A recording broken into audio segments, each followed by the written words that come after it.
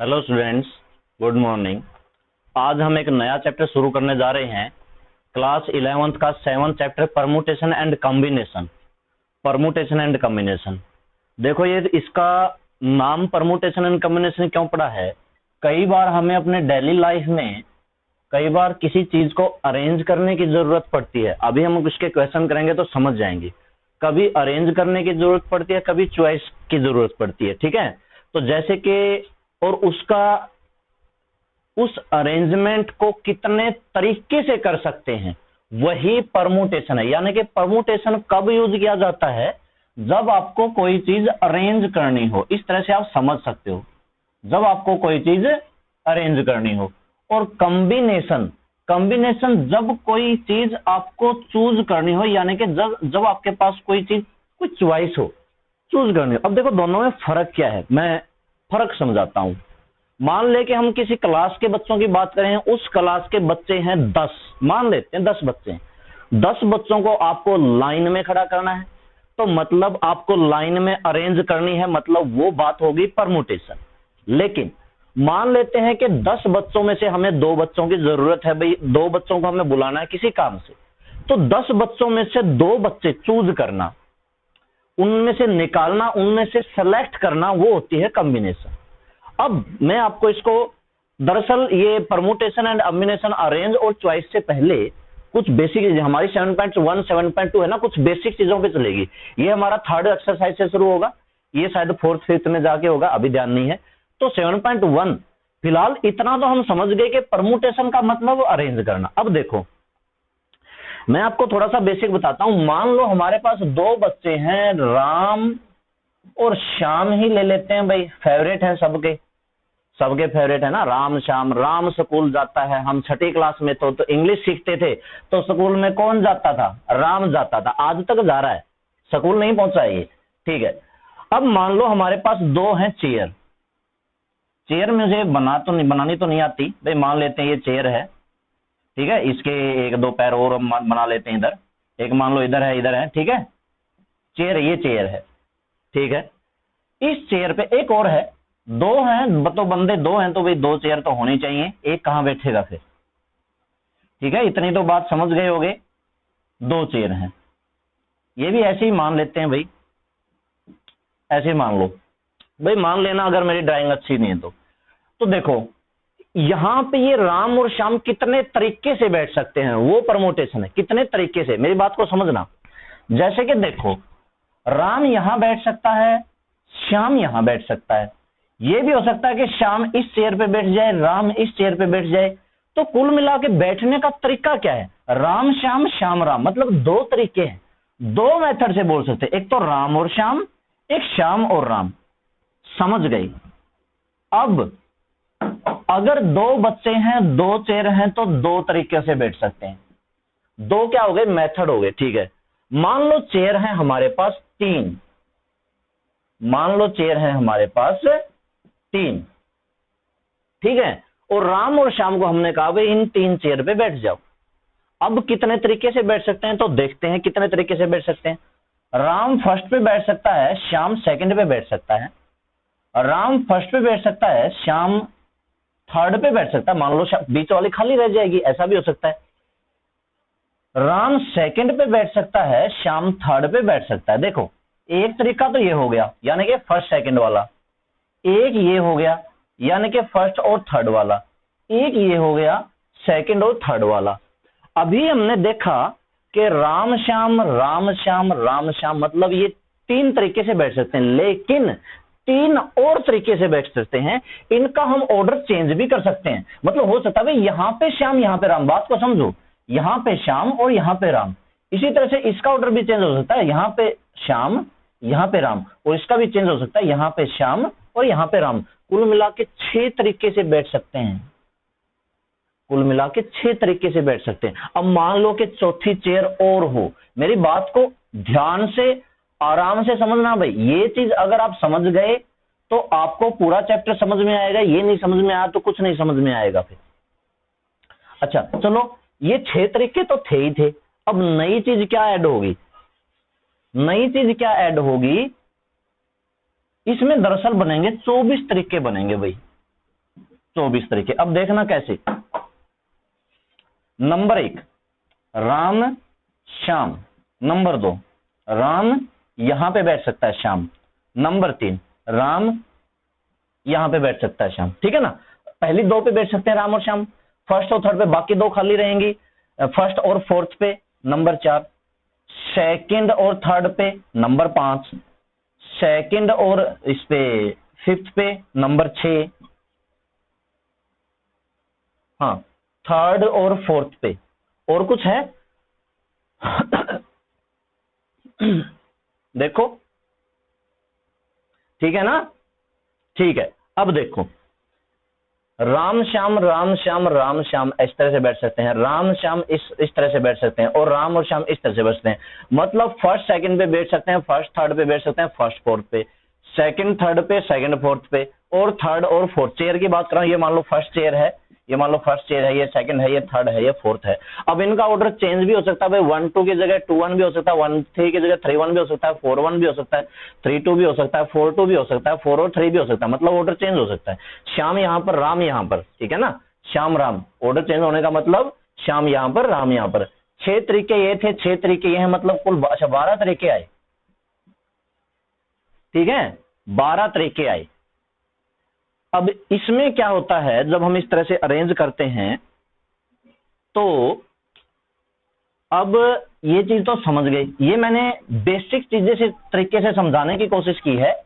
Mathematically मैं आपको अब समझाता हूं, मैथमेटिकली मैं अब समझाता हूं कि आपको मैथमेटिकली अरेंजमेंट कैसे करते हैं। राम और श्याम दो बंदे थे, दो हमारे पास जगह थी, तो आप ऐसे सोल्व करोगे। पहले वाले प्लेस पर कितने बंदे आ सकते हैं, मतलब मैंने पहले कहा भाई राम चल तू जा, तू इन दोनों चेयर में से बैठ जा, तो राम इस पे भी बैठ सकता है, इस पे बैठ सकता है। मतलब राम के पास चॉइस कितनी है, 2, और श्याम के पास चॉइस कितनी है, 1। ये वाले आंसर में डाउट है मुझे, बिल्कुल ये गलत हो सकता है, देखते हैं कहां से गलत होगा। तो अगर 2 बच्चे हैं, 2 चेयर हैं, तो मतलब कितने ऑप्शन होंगे, 2 होंगे। अब मान लो राम और श्याम के पास 3 चेयर हैं, पहले राम जाएगा, भाई राम गया, राम ने सोचा इस पे बैठूं, इस पे बैठूं कि इस पे बैठूं, मतलब राम के चॉइस कितनी है, 3 है, ठीक है। तो इस वाले पे अभी देखते हैं भाई, मैथमेटिकली निकाल के देखते हैं 12 आता है कि नहीं आता। तो फिर गया श्याम, भाई श्याम ने देखा, मान लो कि राम 3 में से, अब राम ने 3 में से 1 चेयर तो ले ली, मान लो कि राम बीच में बैठ गया, अब 1 प्लेस तो भर गया। दूसरी बार श्याम आया, श्याम ने सोचा इस पे बैठूं कि इस पे बैठूं, मतलब श्याम के पास चॉइस कितनी है, 2, तो 3 गुना में 2 कितना ऑप्शन आया, 6 ऑप्शन आया। अब हम थर्ड को चेक करते हैं, अब आप मैथमेटिकली चेक करते हैं। तो मान लो कि 4 तरीके हैं, आप इस तरह से हमेशा कोई भी क्वेश्चन आए इस तरह से बनाना। पहले आया राम, राम ने सोचा मेरे पास तो 4 चॉइस है, मतलब मैं तो 4 में से कहीं भी बैठ सकता हूं। फिर आया श्याम, श्याम आया, श्याम ने देखा भाई राम एक जगह तो बैठ जाएगा, मान लो कि राम यहां पर बैठ गया, राम ने ये चेयर ले ली, अब 1 2 3, श्याम ने सोचा मेरे पास तो 3 ऑप्शन बचे, नहीं ये बिल्कुल सही है, ये बिल्कुल सही है, 4 3 जा 12, कितने ऑप्शन हुए, 12 ऑप्शन हुए।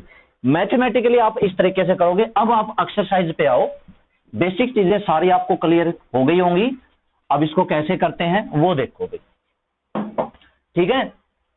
अब आप फर्स्ट सम पे आओ।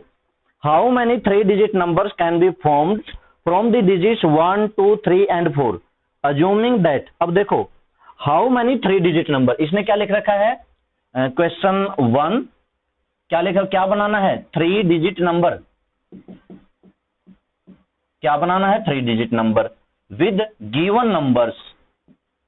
गिवन नंबर्स कितने हैं, 1 2 3 4 5। पहले में क्या दे रखा है, फर्स्ट पार्ट में if repetition is allowed, repetition is allowed, जो मैंने वो बात समझाई है, अगर वो आपको अच्छे से समझ में आ गई है, अलाउड था कि नॉट अलाउड था, अलाउड ही है, अगले केस में नॉट अलाउड, ओके, अगले केस में नॉट अलाउड। तो बात को समझना, मुझे एक 3 डिजिट नंबर बनाना है, बेसिक बता देता हूं, मुझे एक 3 डिजिट नंबर बनाना है, मेरे पास नंबर हैं 1 2 3 4 5, मतलब कुल मिला के 5 नंबर हैं। पहले मैं इनमें से कोई एक नंबर उठाऊंगा, यहां पे रखूंगा, आप ऐसे सोच सकते हो या फिर देखो, अगर मुझे 3 डिजिट नंबर बनाना है, इस पहले वाले प्लेस पे कितने डिजिट आ सकते हैं भाई, कितने डिजिट आ सकते हैं? 500 डिजिट में से कोई एक डिजिट उठाऊंगा और यहां लिख दूंगा, लिख देंगे। मतलब पहले वाले बॉक्स में मेरे पास 5 ऑप्शन है। दरअसल पहले वाले बॉक्स में 1 भी आ सकता है, 2 भी आ सकता है, 3 भी आ सकता है, 4 भी आ सकता है, 5 भी आ सकता है। अब 5 ऑप्शन है, मेरी बात को ध्यान से समझना। मान लो कि मैंने इनमें से कोई कौन सा लिख दिया, 2 लिख दिया। मान लो कि मैंने 2 लिख दिया, अब एक तो गया। अब दूसरे वाले के लिए कितने ऑप्शन बचे? 4 ऑप्शन बचे, क्योंकि 1 3 4 5, इनमें से कोई एक लिख दूंगा, 4 में से कोई एक लिख दूंगा। 5 का मतलब 5 ऑप्शन, 5 नंबर नहीं, 1 2 3 4 5। अब 1 2 3 4 5, मान लो मैंने अगले में 5 लिख दिया, दूसरे वाले में। मान लेते हैं कि पहले में मैंने लिखा 2, अगले में मैंने लिखा 5। अब तीसरे वाले के लिए आपके पास कितने ऑप्शन होंगे? भाई आप कितनों की अरेंजमेंट कर सकते हो? अरेंजमेंट को ही पढ़ रहे हैं अभी फिलहाल, हमने अरेंज करना है, नंबर्स को लिखना है लाइन में, तो अरेंज करना है। चॉइस वाली तो बात अभी नहीं आई है। आप देखो 1 2 3, अगले के लिए मेरे पास कितने बचे? 3, और इनकी कर दो आप गुणा, हमारा आंसर आ जाएगा। लिखना क्या है?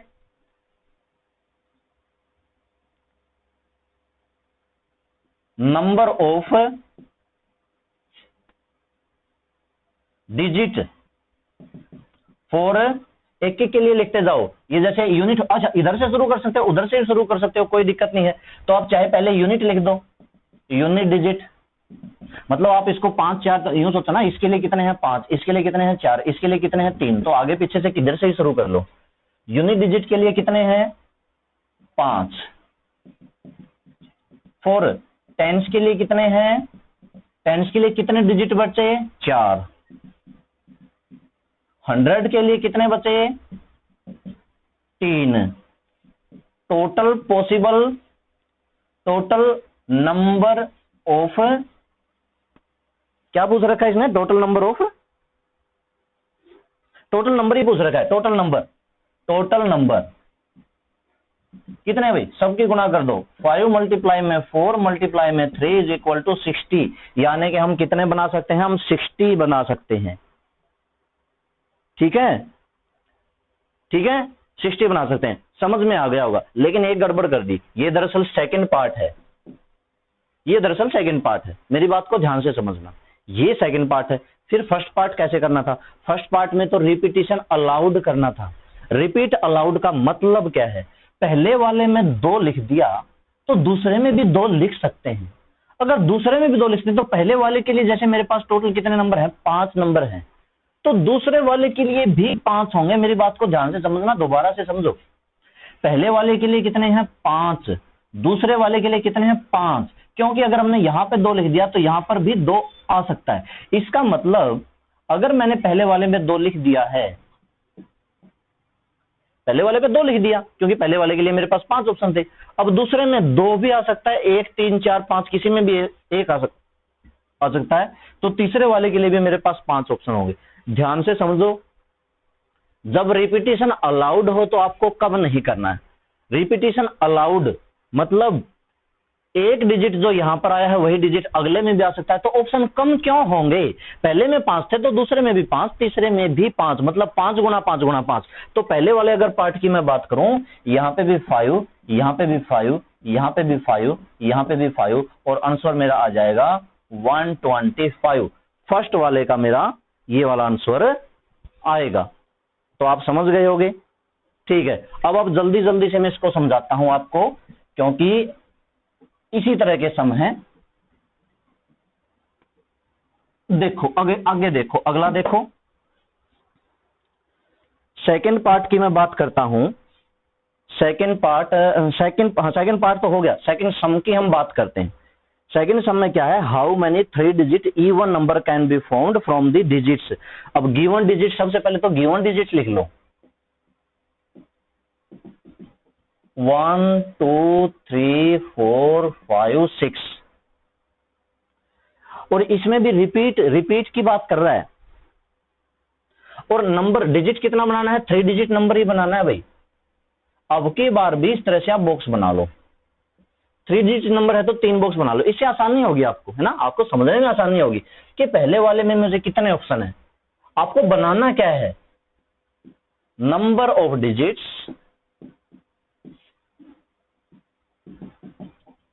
4 यूनिट डिजिट। ध्यान से समझना, पहले वाले में कितने ऑप्शन हैं, स्टेटमेंट को भी ध्यान से पढ़ना।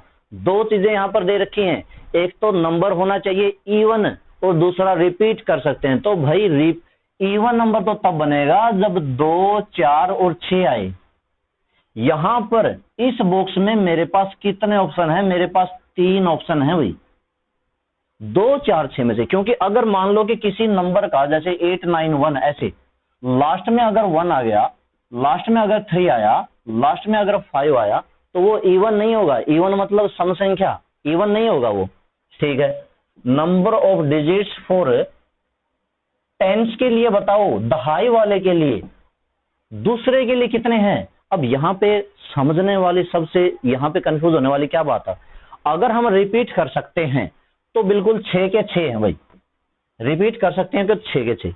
मतलब मान लो कि मैंने 2, 4, 6 में से कोई एक यहां लिखूंगा, दूसरे प्लेस पर भी वो आ सकता है, तो इसका मतलब कम नहीं होगा।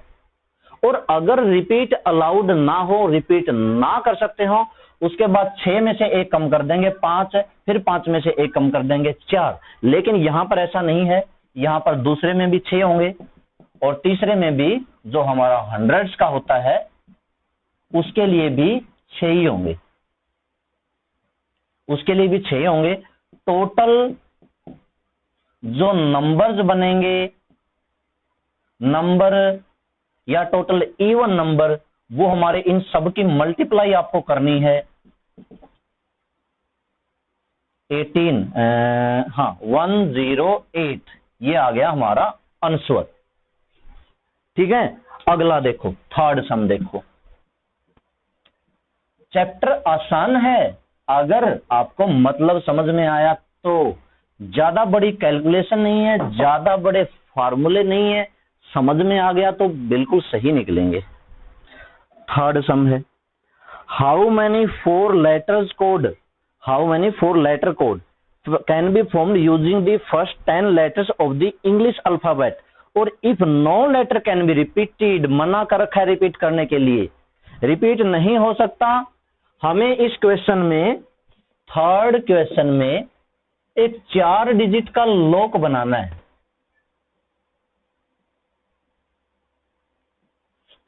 आपने जैसे सूटकेस देखे होंगे, सूटकेस में वो गोल गोल छोटे छोटे होते हैं ना, उनको घुमा के हम उसका कोड एडजस्ट करते हैं। ठीक है, कहीं और लोग, बहुत सारे लोग आते हैं, लेकिन ज्यादातर ये मैंने सूटकेस में देखा है, तो आजकल तो छोटे भी आने लगे हैं, उनमें घुमा के जैसे होता है ना, और वो 10 इंग्लिश के पहले 10 अल्फाबेट हैं। मतलब हमारे पास नंबर्स नहीं है 1, 2, 3, 4 नहीं है, इंग्लिश के अल्फाबेट है, चाहे कुछ भी हो, कोई फर्क नहीं पड़ता। आप यूं बताओ, ये 4 हैं, पहले वाले के लिए चाहे यहां से शुरू कर लो, चाहे यहां से शुरू कर लो। नंबर ऑफ डिजिट्स, ठीक है, नंबर ऑफ डिजिट्स, अल्फाबेट लिख लो, नंबर ऑफ अल्फाबेट, एक ही बात है, वो यहां पर लिखा जाएगा, चाहे आप डिजिट्स लिख लो, चाहे आप, चलो अल्फाबेट है तो अल्फाबेट ही लिख लेते हैं। ठीक है, 4 यूनिट डिजिट, यूनिट डिजिट, अब संख्या तो हम बना नहीं रहे, फॉर फर्स्ट कोड लिख लेते हैं। 4 लेटर कोड है ना, फॉर फर्स्ट कोड, कोड ठीक रहेगा। ठीक है, कोड ठीक रहेगा। फर्स्ट कोड के लिए कितने ऑप्शन है हमारे पास, A B C D E F G H I J, A B C D 4, E F G H I J. मतलब यहां पर पहले वाले के लिए कितने ऑप्शन है, 10 ऑप्शन है। अब 10 में से कोई एक इसमें लिख देंगे और वो दोबारा दूसरे में नहीं आ नहीं सकता, तो दूसरे के लिए तो 9 बचेंगे, तीसरे के लिए 8 बचेंगे, अगले के लिए 7 बचेंगे। हो गया क्वेश्चन, गुना कर दो, इतनी देर का था, 5 सेकंड का सम है।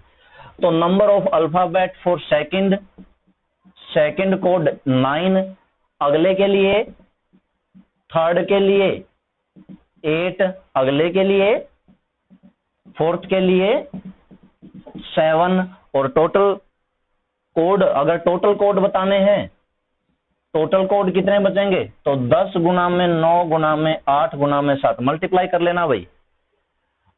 9 8 72, 14, 50 और एक 0, हाँ इतने बनेंगे।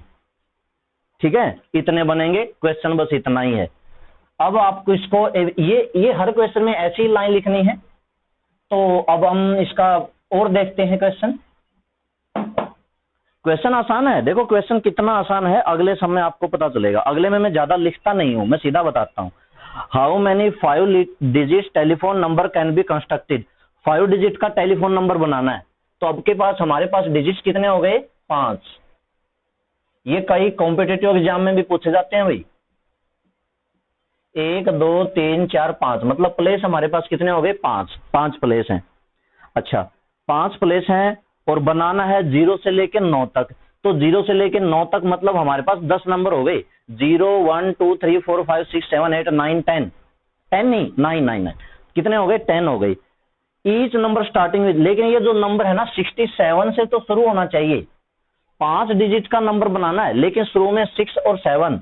अच्छा, और 9 डिजिट्स मोर देन वंस, एक से ज्यादा बार नहीं। बात को समझो, 0 से लेके 9 तक 6 मैंने लिख दिया, इसमें तो केवल 6 ही आ सकता है, इसमें केवल 7 ही आ सकता है, 1 गुना 1 गुना में।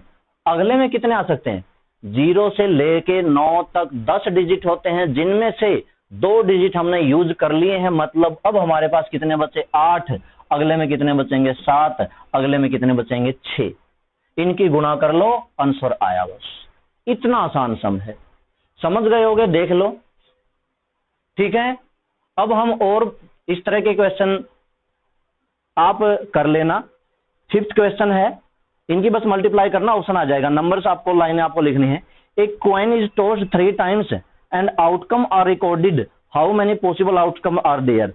एक कॉइन को, ये तो पता है आपको, एक कॉइन को देखो 3 बार टॉस करते हैं। कॉइन के ऊपर क्या होता है?